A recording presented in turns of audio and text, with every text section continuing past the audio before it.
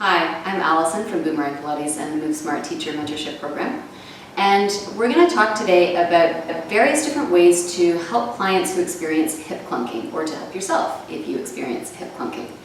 So hip clunking would be that sensation and the sound that you feel and hear when you or your client move your leg in and out of flexion in a sagittal plane. This is my lovely assistant Olivia, who's going to show you exactly what we mean in this particular context.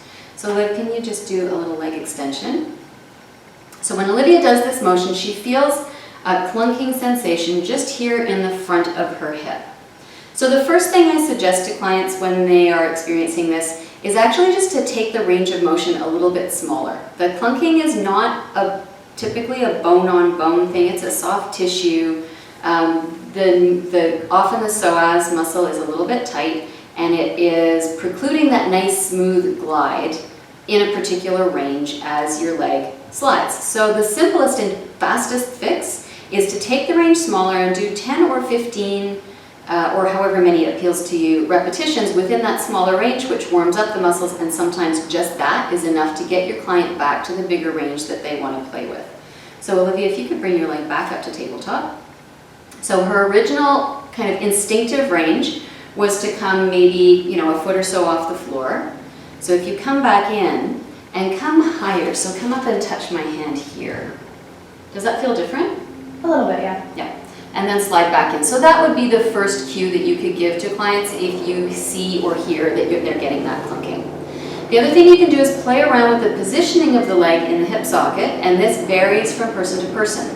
So you can try a little bit of an external rotation, a bit of a turn out. So you're going to take your knee a little bit wider and extend on this range.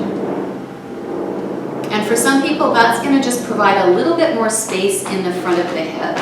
For some people, that actually makes it feel worse, and they would want to do a little bit of an internal rotation. So you could turn in a little bit and extend.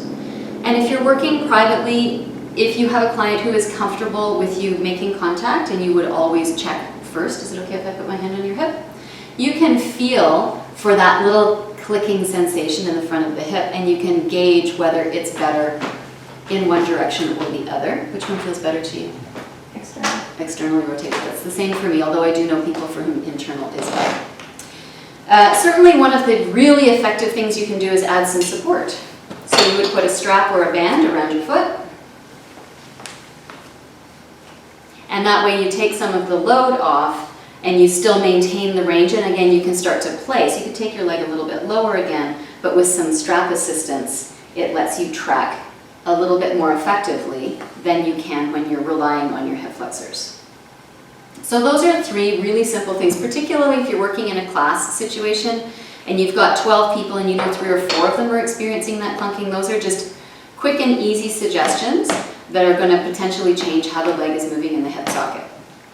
One of the things that we can take note of is, although we often refer to the psoas as a hip flexor, the bulk of the psoas attaches to the back and sides, or the side of the back of your vertebrae, right up to the base of the ribs. So when the psoas is tight, often we see this little flaring up of the ribs. So if you or your client can put their hands on the fronts of their ribs and feel the border at the front of the rib cage, then you know that there's a tensioning of the upper psoas, and that's going to have an effect on the lower end of the muscle. So what we can do is address the muscle from the other end. So I'm going to get you to roll up a little bit. We'll put that under your shoulders. We'll put that under your head.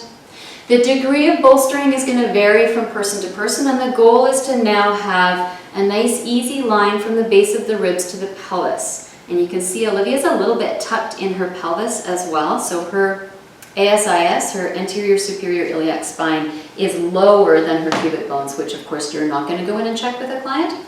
So I'm going to say, just kind of shuffle your butt back up under your butt and see if you can let some weight drip down from your sit bones down towards the floor. So now if we feel for Olivia's rib cage, we can see that it's not nearly as pulled up. So if you go back into your tabletop position and go back to your extension and go for the lower, the more instinctive level that you wanted to play with, how does that feel? Yeah, it feels better. Yeah. So we're taking tension off the upper end of the muscle, and that's allowing for more freedom of play in the lower end. So this is also a really good strategy. And it also can have a really good beneficial effect on the core work. So sometimes you'll get clients who are like, oh my God, I've never felt that as a core exercise, it's always been legs. And when we take some of this tension from the neck and shoulders out of play, now we're putting the core muscles in a position where you can get that combination of some leg and some abdominal, which is ideally what we're looking for in this particular position. I think it's really important when we're looking at really restricted muscle movement and restricted joint movement to remember that the temptation is just to stretch it, right? When Olivia and I were working on this before, she just instinctively went into a big pigeon kind of pose and got lots and lots of what felt like a lot of length through the front of the thigh and into the front of the hip. But there are actually 3 different components to changing how a joint works. You have activation, that would be motor skill strength work.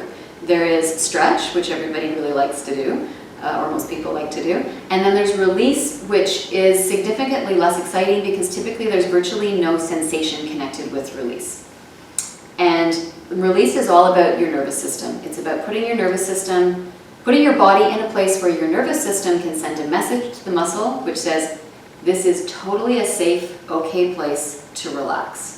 So we're not looking for big sensation. And in fact, in this position, we're releasing the top of Olivia's psoas. Do you feel anything? No. No. So you know you're in the right release position when you really don't feel anything. The other thing you can do, and we noticed that Olivia has this little bit of tension in her lower body, would be to also support behind the knees. Just let your legs come all the way down.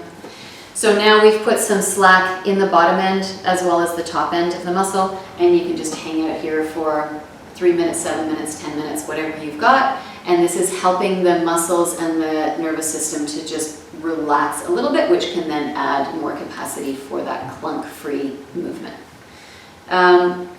So that would be one of my really big strategies with clunky clients, is to get some release shapes going for them. In terms of activation, which seems really counterintuitive. If something is tight, why would I want to work it more? But the problem with a tight muscle is that it's not actually moving very much. And so there's not a lot of blood flow going on. There's not a lot of connection to the nervous system. A muscle which is tight is not strong. And a muscle which is strong is both pliable and contractile, so it can go in both directions. So when you have something that feels like it's not moving, sometimes the best thing you can do is actually build some strength in it. So we have 2 different ways that we're going to do that. We're going to have Olivia keeps working with this leg so we can keep gauging change as we go through. You're going to bring your leg back up to a tabletop position and fold your hands in the middle of your thigh. So this is just a little internal resistance work. I'm going to have you pull your thigh in towards your hand, but don't let your hands move. So the active motion is coming from the hip flexor, directly placing force onto her hands, and then release. And then you change it. So now push your hands into your leg, but don't let your leg move. And now we have a different kind. Now it's a resistant force, right? The muscles of her leg are having to slow down the pressure coming from her hand. And can you feel that that's creating some work in here? Yeah. And then if you bring your hands down and extend your leg, does that feel any different? Yeah, it does actually. Cool. So that's a fairly small one, and again, easy to put into a class, hard to do it wrong in the grand scheme of things. The next one's a little bit more complicated and often comes with lots of sensation. So you're going to bring this leg down flat on the floor. We want to line the clients up so that they are in a lovely neutral rectangle, rib cage to rib cage and hip bone to hip bone. And there are a whole bunch of different cheats that can come along with this, or modifications and workarounds depending on your tissue tensions. So we're going to do a very slow, very controlled leg lift, and the goal is to articulate the leg in the hip socket. So we're trying to not move the pelvis or the spine. And typically when we're really tight in the hip flexors, when you try to work it, everything moves together. So we get that chunking, right? So we're going to maintain a level pelvis, and I'm going to get you to put your hands across your pelvic heads. So you're going to come just right down here. Take a breath in. On the exhale, start your breath out, and then slowly hinge at the hip and lift your leg only as high as you can go without this hip coming off the floor and without pushing this foot down into the floor. So it's not going to be very high. For a lot of people, this is going to be 2-3 inches before they start to feel twisting happening. And even if you have someone who's really functional, you don't want to come any higher than the other leg. We don't need to be going right up to the ceiling. So things to look for: tipping in the rib cage, tipping in the pelvis. Often I will have clients fold up a yoga strap or a TheraBand and just tuck it. We didn't do it with Olivia just for the sake of convenience, but to tuck it right at the top of the sacrum, just in here, so that as you lift the leg, you can feel if your pelvis starts to tip. So you can do 3 of those slowly on each side, and then you can do an externally rotated version. So just right from the top of the back of the leg, turn the leg out, feel how that affects your pelvis, so reset all your boundaries, and then slowly lift the leg again.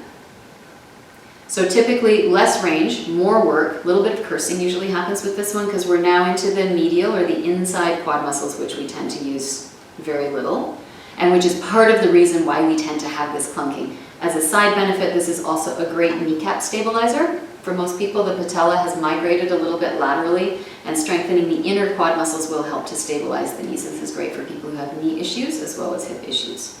Can you feel how much harder that is? Mm-hmm. Yeah, it's nasty, right? Yeah, no, it's not fun. Yeah, we'll do the other side of this so you don't feel uneven when we're done. Okay, great. Yay, yay. So those would be 2 options for strength building. And then again, if you just come up into your tabletop and do a couple of extensions, just so we can keep gauging and seeing how it feels. And with a client, you wouldn't necessarily go through all of these. You would gauge what you think was most important for them. But these are all good strategies. Can you feel any further? Do you feel like it's changing more as you go, or is it kind of plateaued? It's kind of plateaued, but it's not a bad thing. Okay, good. And then you can bring the leg down. You can imagine what everybody's going to want to do in this position, right? Is you're going to want to go into a great big lunge.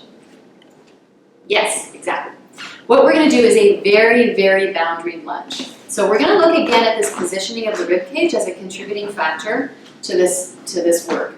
So we want to have a little bit of a roll forward. Let your head, your neck, and your shoulders soften. And as soon as you feel the ribs have slid in, that will increase the potential for the opening in the front of the hip. Scooch your foot a little further forward. We want to always make sure that the stabilizing foot is a little bit ahead of the knee. Let this hip settle down. So the off hip, the forward leg hip, drops down a little bit towards the floor. Tuck your pubic bones forward just a little bit. Yep. Can you feel that there's starting to be a very specific stretch? And then from there, shift yourself forward only as far as you can go without moving the ribs, without tipping your pelvis. And it's typically going to be a very small motion with a very big sensation.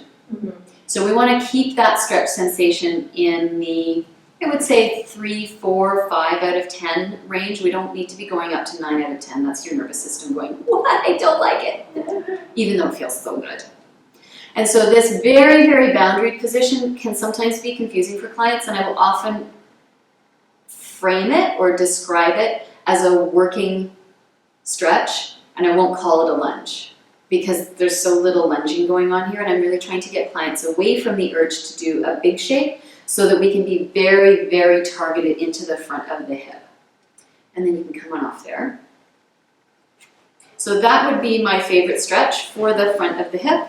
And then the other thing we can do when we're looking at that slight dysfunction of the front of the hip is to make sure there's some support from somewhere else in the hip. So now you can lie down on your side. A little support for your hip. Oh, thank you. So now we're going to add some external rotation. For most people, the deep rotators are not particularly vibrant muscle group, and they can provide a huge amount of support and excellent positioning assistance for the actual head of the femur in the hip socket.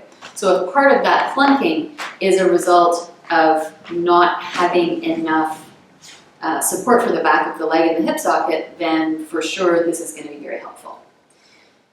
So we have the legs stacked, heels gently pressing together, pelvis super stable, and then a very small external rotation of the leg in the hip socket. We want to make sure that the rotation is actually coming from the posterior hip. So the cueing for the client is to come only as far as you can go without feeling the work going into the front of the hip or the front of the leg. and without the whole pelvis tipping back. So I'll usually have clients stabilizing the pelvis so that they can feel if they're rocking back. And you would do, I will often have clients doing 15, 20, 25 of these because it can take 10 or 12 or 15 repetitions just to start connecting into the muscles. And if they really don't feel it, then you can go for scratching or patting the area to get your brain to connect a little bit more effectively. Playing around with range, right? I typically find a smaller range is better, but you can have the client go for a big range. And to emphasize that although what's happening is the knee is lifting in space, that this is not where the movement is generated.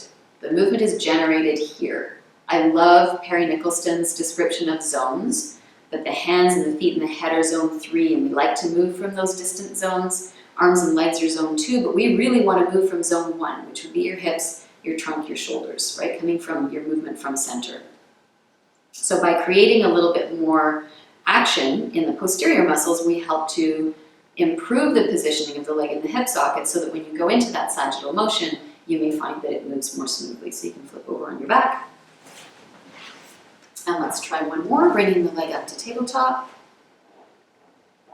And taking a breath in, exhale, extend. And then play around with your height, right? Because initially you want it to go much lower. See how the lower one feels now. What happens if you bring your leg a little bit wider? Nice. So that's another thing to look for is the client tracking with the hip socket? Lots of us tend to move closer into the midline, and that can also help to create just not quite enough space in the hip socket. So those are just a few of the ways that I like to deal with that hip clunking in this particular position.